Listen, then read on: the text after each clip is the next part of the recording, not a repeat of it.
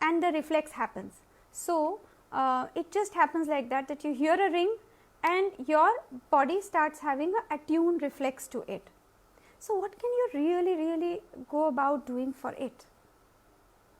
You need to outsmart your smartphone. And how do you do that? First, you need to compartmentalize your time that you are going to give to this device. Second, start making a note of your login time, your chat time, your app time, your number of pics, your number of watches, so that you know that I am over exceeding or I need to really pay more attention to this part of the information than that. If it's the ringtone which is disturbing you, change the ringtone to something else. Sometimes we get attuned to the same ringtone, and sometimes it's a ringtone that you've actually put in for your loved one, your girlfriend, and probably you're not in tune with her today, and then the moment that ringtone comes, it brings in an anxiety, and you don't want that to be. You need to give yourself a me time also. You need to follow the rule of the thirds. And what is that? 1/3 time for work, 1/3 time for sleep, and 1/3 time for myself. That's really important. And there is this emotional turmoil which happens sometimes with the mobile phone. And what happens is that you actually picked it up, you were in a serious mode, you wanted to send a serious message, and just when you opened the page, you actually got a pop-up of a joke or a TikTok. So that's an emotional turmoil, you really don't know, and you can get waylaid into where you are. So you need to detox yourself from the digital media. You need to do what is known as intermittent fasting. Like when you lose weight, we do intermittent fasting. You keep away from this device for some time, and you decide that for so many hours in a day, I'm not going to look at this time. I'm going to compartmentalize and look at it only at this time. So if you can outsmart your phone, compartmentalize your time, log in your hours, intermittent fasting, detox, keep away this phone for at least 30 minutes before your sleep time, so that you indulge in other things. I see Mayank Chadda and Ayman Gul giving positive comments on this. So this is how we actually land up doing digital de-stress. And let's have a look into what music can offer to us. Music is medicine to my mind, and incidentally the Greek god Apollo is the father of music and medicine both. And what is happening is that music is a part of a co-therapy, complementary alternative medicine. It's a green medicine. You don't have to take any tablets. It acts as a stress buster, a relaxation mood, a mood elevator. And just imagine that if you were to listen to a familiar peppy number, and wouldn't you start jiving to it? If you were to listen to a romantic old song, will it not really remove your blues? And in case you were to listen to some clean classical music, it will actually take you to the zen of an emotion. Just like Rabindra Sangeet, it is so beautiful in its melody and its singing. And let's also appreciate the fact that music can be a stress buster truly in today's time. The sounds of music, the sounds of nature, they are so lovely. There are these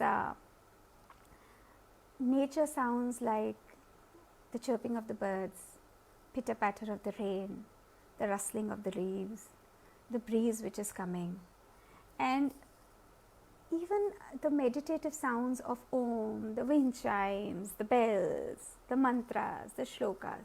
And music therapy is not just there in Western classical music like Mozart and all that we are talking about, but music is a self-help, and this self-help can also be brought in through Indian classical music. And you don't have to really go and sing classical or hear classical or listen to instrumental classical, but there is something known as rag chikitsa. The ragas have been used traditionally to treat, and these ragas are divided into 4 times of the day: morning, afternoon, evening and night, and the subh ka praher, din ka praher, sham ka praher, raat ka praher.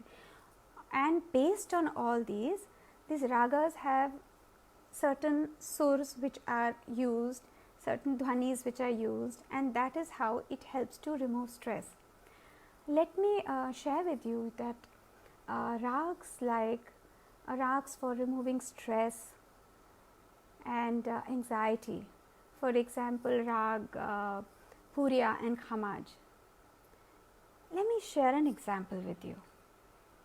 Okay, before I proceed, I see here that somebody made a mention that social distancing from the phone. So, you are actually right. From social distancing of 1 meter, we need to progress to physical social distancing from the media, and equally somebody just talked about Om and its meditative advantages, and I do agree. And somebody also mentioned that music and workout and art really helps. That's absolutely true, because I just mentioned about music and I mentioned about exercise and the adrenalines that it pumps. So, yes, it's a music buster, and Vaishali, we will talk about the chakras and Reiki in due course as I go on.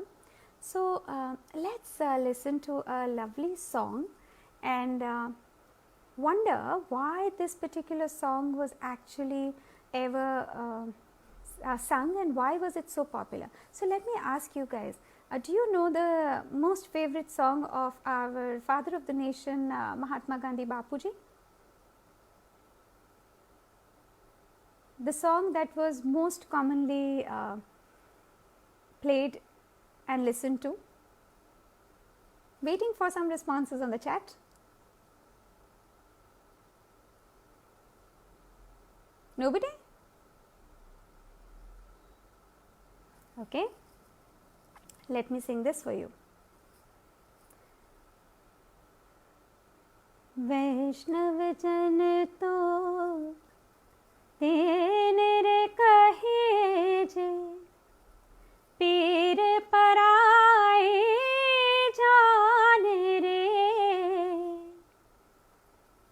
पर दुखे उपकार करे सो, पर दुखे उपकार करे सो, मन अभिमान ना जाने रे. This song is from Rag Khamaj, and Rag Khamaj is meant for relaxation and to de-stress. Imagine the kind of stress that would have been at that time of the independence movement, and this song was set in this, and that's why people completely enjoyed themselves. You know, stress also brings around a lot of acidity, and there are lovely songs from mainstream Bollywood which have been set on ragas, and let me share an example with you. जब दीप जले आना, जहाँ शाम ढले आना, जब दीप जले आना, जहाँ शाम ढले आना. This is anti-acidity, stress, that burning in your chest, the gases and all. That's the power of music. And then some of us are actually not able to sleep in stress. We don't get proper sleep, or we are sleepless, or we are sleep deprived, and there are lovely songs based on that. You know, those breezy songs of night time. One of the most popular songs, if you ask our Nightingale of India, Sur Samragini, Lata Mangeshkar ji, and most often when she is asked कि इतने गाने आपने गाए तो आपका favourite गाना कौन सा था? Any takes? बता सकते हैं आप?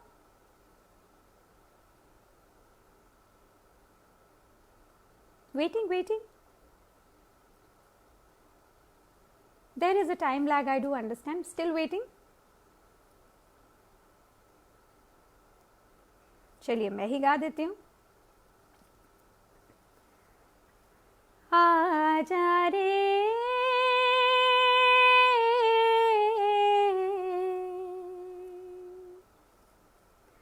परदेसी, मैं तो कब से खड़ी इस पार, थक गई पंथ निहार, आजा रे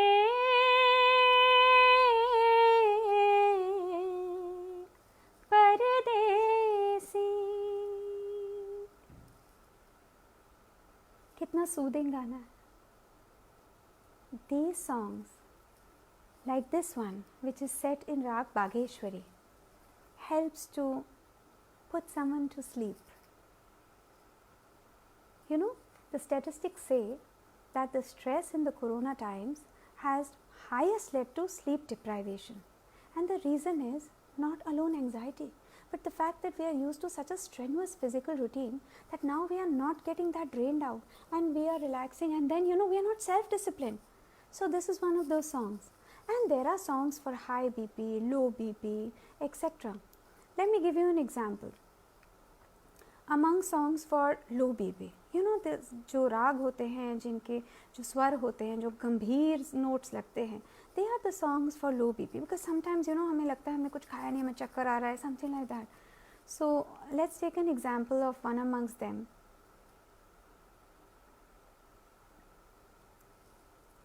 तुमको लेकर चले हम उन फिजाओं में, जहाँ मीठा नशा है तारों के छाँव में, चलो तुमको लेकर चले। देखिए कितना रिलैक्सिंग है ये गाना। इसका लो बीपी होता है, उसकी थेरेपी में ये राग मालकौंस काम आता है।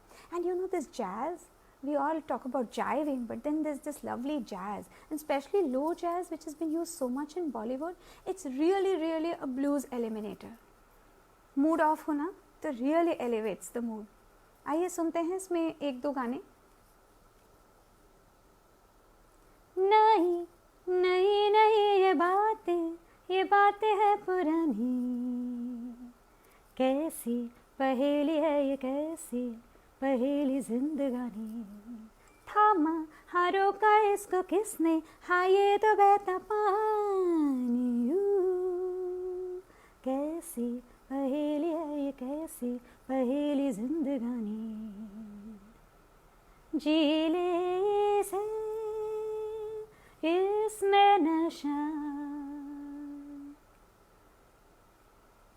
Quite right. I mean, some people have pointed out very relevant things like the use of mantras and the power in the word Om, and that's exactly what I mentioned. So, this is all about the world of music therapy. There's also something beyond that. That's being mindful of things. You must have wondered, what is this mindfulness that I'm talking about?